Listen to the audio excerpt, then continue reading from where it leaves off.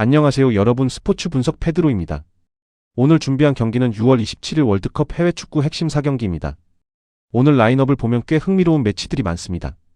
프랑스와 노르웨이처럼 전력 차이가 분명한 경기부터 카보베르데와 사우디처럼 의외의 변수까지 숨어있는 경기들이 섞여 있습니다.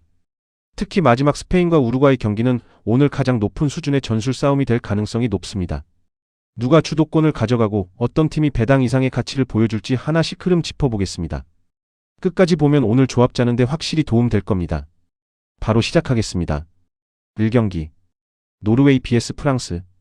이번 경기에서 가장 먼저 봐야 할 건 역시 전방 무게감입니다. 노르웨이는 4-3-3 포메이션 안에서 스트란드 라르센과 알렉산데르 쉐를로트를 중심으로 굉장히 직선적인 공격을 준비하고 있습니다. 스트란드 라르센은 체격 조건이 워낙 좋기 때문에 박스 안에서 버텨주는 힘이 상당히 좋고 공중볼 경합에서도 쉽게 밀리지 않는 스타일입니다. 특히 상대 수비 사이에서 자리 선점 능력이 좋아서 측면 크로스만 정확하게 올라오면 바로 위협적인 찬스로 연결될 수 있는 자원입니다. 여기에 쉐를로트까지 가세하면 이야기가 달라집니다. 쉐를로트 역시 제공권이 강하고 포스트 플레이 능력이 좋기 때문에 두 명이 동시에 전방에 버티게 되면 노르웨이는 높은 공 하나만으로도 프랑스 수비를 흔들 수 있습니다. 결국 노르웨이의 핵심은 측면입니다. 누사가 측면에서 얼마나 흔들어 주느냐가 중요합니다. 누사는 빠른 스피드와 드리블 돌파 능력이 좋기 때문에 프랑스 수비 라인을 벌리는 역할을 맡게 될 가능성이 높습니다. 바깥으로 빠졌다가 안으로 들어오는 움직임이 상당히 날카롭기 때문에 이 타이밍에 크로스가 연결되면 노르웨이 입장에서는 가장 좋은 공격 패턴이 완성됩니다. 하지만 문제도 분명합니다. 노르웨이가 이런 공격을 하려면 중원에서 측면으로 연결되는 패스가 살아야 하고 크로스 이후 박스 안 숫자까지 충분히 채워줘야 합니다. 그런데 상대가 프랑스입니다. 프랑스는 지금 전방 압박 강도가 상당히 높은 팀입니다. 중원에서부터 강하게 압박하면서 아예 공급 자체를 끊어버리는 흐름이 자주 나옵니다. 이렇게 되면 라르센과 쉐를로트는 전방에서 고립될 가능성이 높습니다. 그리고 프랑스 쪽을 보면 공격 완성도가 확실히 더 높습니다. 마르쿠스 튀랑은 전방에서 버텨주는 힘이 좋고 직접 공을 끌고 올라가는 능력도 뛰어납니다. 튀랑이 수비를 끌어당기면 그 뒤 공간을 활용하는 선수가 바로 킬리안 음바페입니다. 음바페의 가장 큰 장점은 역시 라인 브레이킹입니다. 수비와 같은 선상에 있다가 순간적으로 뒷공간으로 파고드는 움직임은 여전히 세계 최고 수준입니다. 노르웨이가 라인을 조금만 올려도 음바페가 바로 그 공간을 파고들 가능성이 높습니다. 여기에 셰르키까지 가세하면 공격 루트는 더 다양해집니다. 셰르키는 좁은 공간에서 공을 다루는 능력과 창의적인 패스가 뛰어나기 때문에 음바페와 짧은 패스를 주고받으면서 수비 라인을 무너뜨릴 수 있습니다. 특히 하프 스페이스에서 셰르키가 볼을 잡고 음바페가 안쪽으로 침투하는 장면은 이번 경기에서 가장 많이 나올 수 있는 공격 패턴입니다.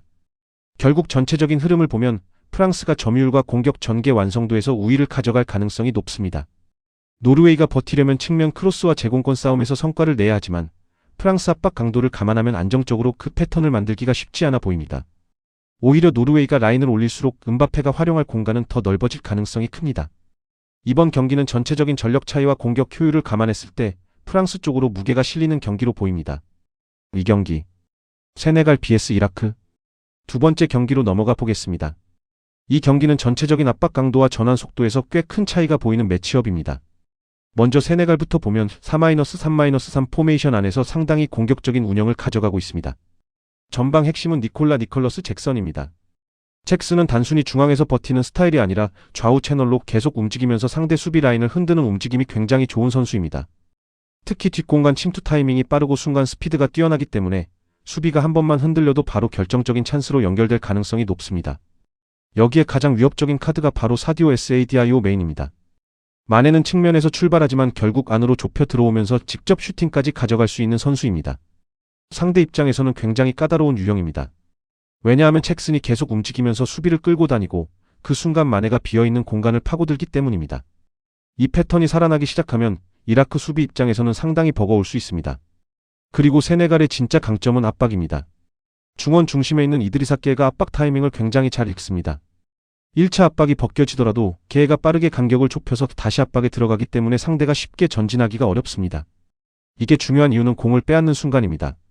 세네갈은 공을 탈취하면 이미 공격 숫자가 많이 올라가 있는 경우가 많아서 바로 빠른 역습으로 연결할 수 있습니다. 상대 수비가 정리되기 전에 슈팅까지 이어질 확률이 높습니다. 거기에 세트피스도 강합니다. 피지컬 좋은 선수들이 많기 때문에 코너킥이나 프리킥 상황에서도 상당히 위협적입니다.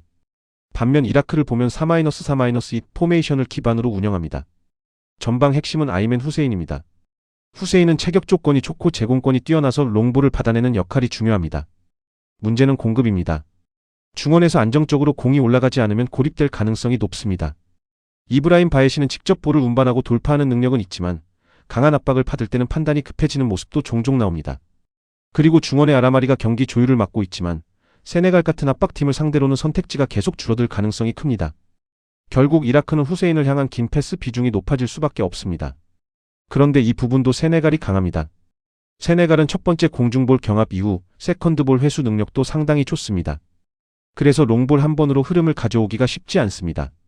전체적인 흐름을 보면 세네갈이 경기 초반부터 강한 압박으로 분위기를 가져올 가능성이 높습니다. 이라크 입장에서는 초반 실수 없이 버티는 게 가장 중요하지만 월드컵 같은 큰 무대에서는 압박 강도와 경기 속도가 확실히 다릅니다. 이런 환경에서는 작은 실수 하나가 바로 실점으로 연결될 수 있습니다. 결국 이번 경기는 압박의 완성도, 공격 전환 속도, 그리고 세트피스 위협까지 모두 고려하면 세네갈이 우세한 흐름으로 갈 가능성이 높아 보입니다. 3경기 카보베르데 vs 사우디아라비아 세 번째 경기입니다.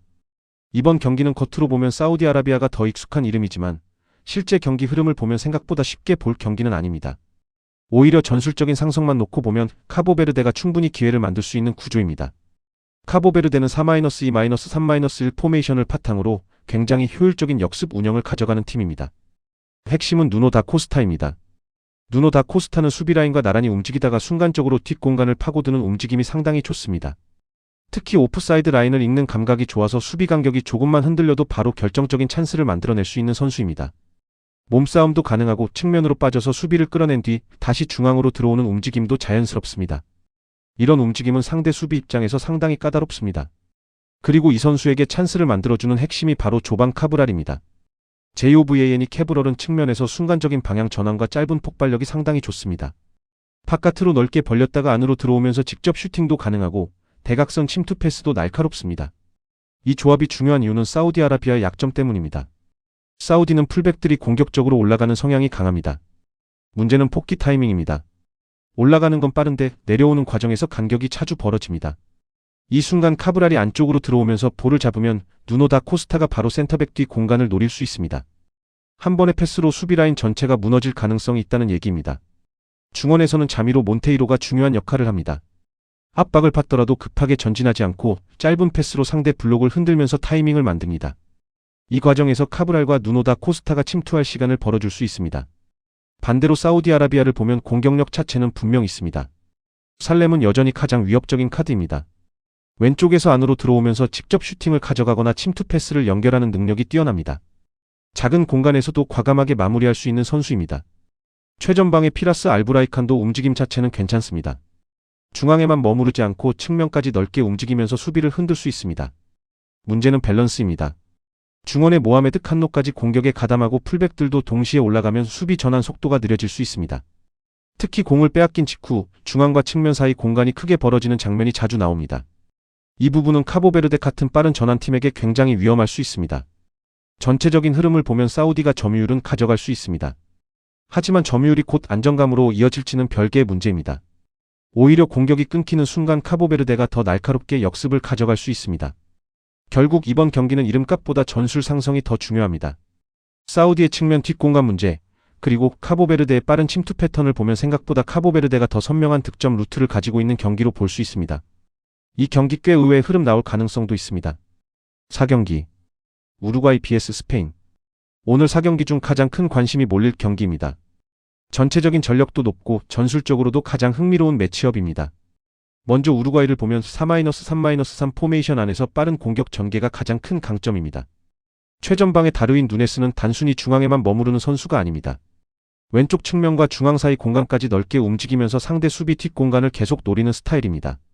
체격 조건도 좋지만 순간적으로 속도를 끌어올리는 능력이 뛰어나기 때문에 한 번 전진 패스가 정확하게 들어가면 바로 결정적인 장면으로 연결될 수 있습니다. 박스 안에서도 굉장히 적극적입니다. 수비보다 먼저 슈팅 위치를 선점하려는 움직임이 좋고 먼 거리에서도 과감하게 슈팅을 시도할 수 있는 공격수입니다. 측면에서는 파쿤도 펠리스트리가 중요한 역할을 맡습니다. 빠른 스피드와 간결한 드리블로 수비와 정면 승부를 걸 수 있는 선수입니다. 측면에서 폭을 넓게 가져가면서 수비를 벌리고 순간적으로 안쪽이나 뒷공간으로 침투하면서 공격 속도를 높일 수 있습니다. 그리고 우루과이 중원의 핵심은 페데리코 발베르데입니다. 우루과이 공격과 수비 전환의 중심입니다. 넓은 활동량을 바탕으로 중원과 측면을 계속 오가면서 공격 템포를 끌어올리고 필요할 때는 직접 공을 몰고 올라가면서 슈팅까지 가져갑니다. 답답한 흐름을 풀어줄 수 있는 가장 확실한 카드입니다. 하지만 우루과이의 문제점도 분명합니다. 공격 숫자가 많아질수록 중원 간격이 벌어질 가능성이 높습니다.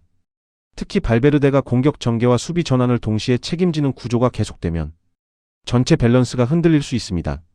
중앙 간격이 넓어지는 순간 상대에게 공간을 내줄 위험이 커집니다. 그리고 그걸 가장 잘 활용할 수 있는 팀이 바로 스페인입니다.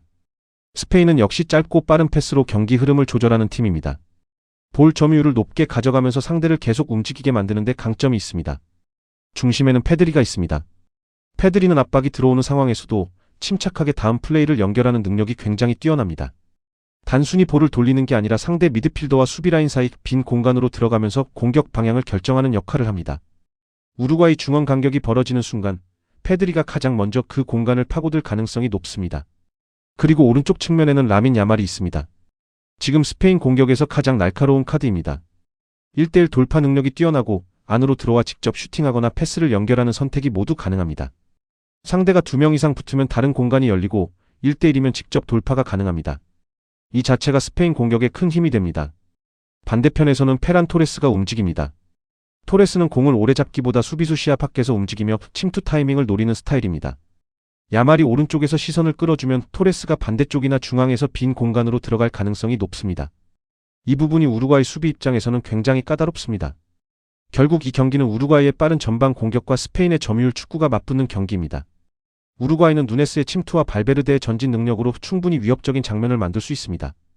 하지만 시간이 갈수록 스페인의 점유율이 높아지고 우루과이 중원의 간격이 벌어질 가능성이 큽니다.